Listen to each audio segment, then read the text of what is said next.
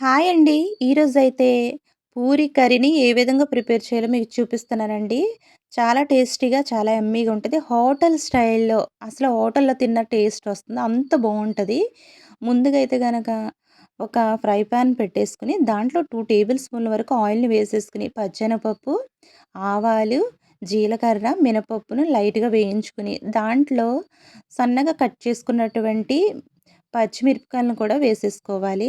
వేసుకున్న తర్వాత దాంట్లో 2 ఎండుమిరపకాయలు తుంచుకొని వేసుకోవాలి.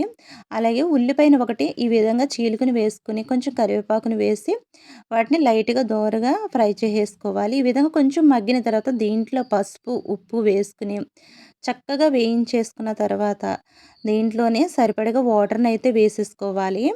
వాటర్‌ని వేసుకున్న తర్వాత ఈ గ్యాప్‌లో అయితే గనక శనగపిండిని 2 స్పూన్లు ఒక గిన్నె వాటర్‌లో తీసుకొని, ఉండలు లేకుండా కలిపేసుకొని, చక్కగా ఉండలు లేకుండా కలుపుకోవాలండి. అప్పుడే బావుంటది కర్రీ.